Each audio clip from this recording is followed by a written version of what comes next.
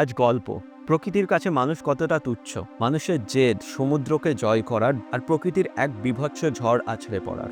দুটো দ্বীপকে কিভাবে রেল সেতু দিয়ে যোগ করা যায় তার আপনাদের কাছে অনুরোধ, আমাদের এই ভিডিওটি অবশ্যই পুরো দেখুন। ভালো লাগলে আমাদের এই চ্যানেল আগামীকে অবশ্যই সাবস্ক্রাইব করুন।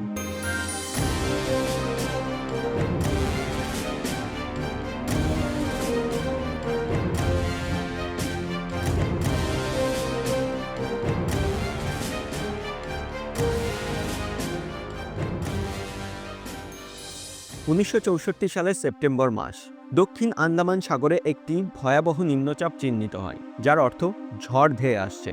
২১শে সেপ্টেম্বর এই ঝড়টি উপকূল থেকে প্রায় ৯৬৫ কিলোমিটার দূরে অবস্থান করতে দেখা যায়।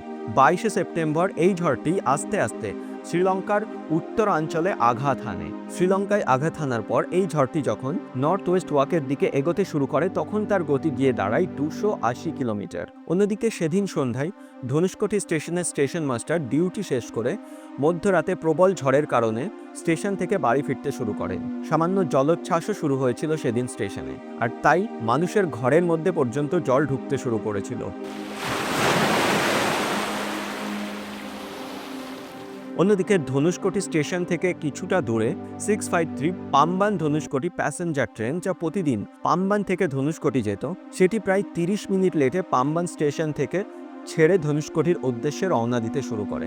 স্টেশনে সিগন্যালিং বন্ধ থাকার কারণে লোকো পাইলট কোনো সিগন্যাল না পাওয়া সত্ত্বেও ট্রেনটিকে পাম্বান ব্রিজের ওপর এগিয়ে নিয়ে যাওয়ার সিদ্ধান্ত নেন। ট্রেনটি ব্রিজের ওপর উঠতেই সমগ্র ব্রিজের কাঁপুনি অনুভব করেন ট্রেনের লোকো পাইলট। তিনি বুঝতে পারেন একটি বড় ভুল হয়ে গেছে। ঝড়টি আছড়ে পড়ে ঠিক ট্রেন আর ব্রিজের ওপর। এক নিমেষে সব শেষ। এক জোর ধাক্কায় ট্রেনের প্রায় ৬টি কম্পার্টমেন্ট জলের মধ্যে পড়ে যায়।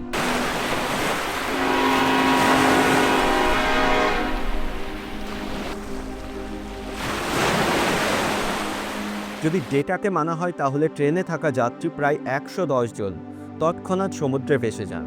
১০ মিনিট টানা এই ঝড়ে হতাহতের সংখ্যা আস্তে আস্তে আরও বাড়তে থাকে। অনেকে বলেন ১৮০ থেকে প্রায় ২০০ জন সেদিন ঝড়ে ভেসে গিয়েছিলেন। এর কয়েক ঘন্টা পর ঝড় আস্তে আস্তে শান্ত হতেই বিভিন্ন দিক থেকে রিলিফ বাহিনীরা ছুটে আসেন এবং উদ্ধার কার্য চালান। এই ঝড়টি ছিল ভারতের রেল ইতিহাসের খুব কুখ্যাত একটি ঘটনা। আর সেদিনের এই ঝড় রেলের পাশাপাশি উপড়ে দিয়েছিল স্টেশন, রেলের ট্রাক, বাড়িঘর সবকিছু। আজও এই উপকূলে এই ঝড়ের চিহ্ন পড়ে থাকতে দেখা যায়।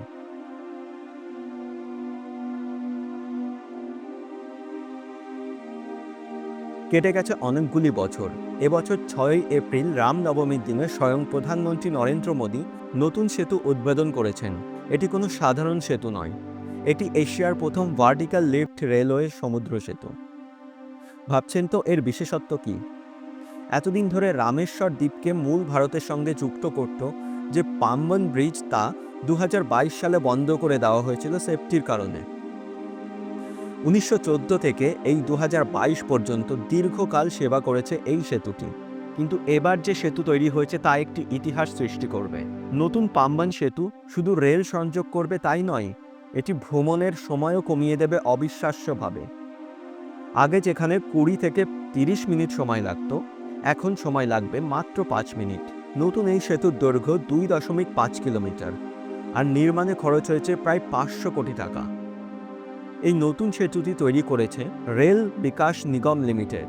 এই সেতুটি শুধু ভার্টিক্যাল লিফট সেতুই নয়, এটি তৈরি হয়েছে এমনভাবে যাতে এখান দিয়ে জাহাজ চলাচল করার সময় এটি ২২ মিটার ওপরে উঠে যেতে পারে।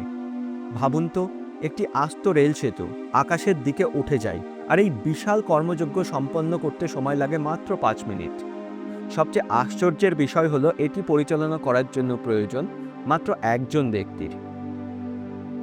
এটি শুধুমাত্র সেতু নয়, প্রযুক্তির এক বিশাল বিস্ময়, যা ভারতকে এক নতুন দিগন্তের দিকে এগিয়ে নিয়ে যাচ্ছে।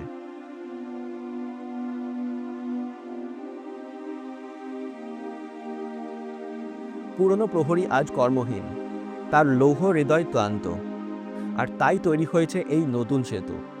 নিরাপত্তার সঙ্গে ভারতকে এগিয়ে নিয়ে যেতে সাহায্য করবে এই নতুন পাম্বান সেতু। এই সেতু নিয়ে আপনার কি মতামত অবশ্যই কমেন্টে জানান। আমাদের এই ভিডিও ভালো লাগলে আমাদের এই চ্যানেল আগামীকে অবশ্যই সাবস্ক্রাইব করুন। আমাদেরকে সময় দেওয়ার জন্য অসংখ্য ধন্যবাদ।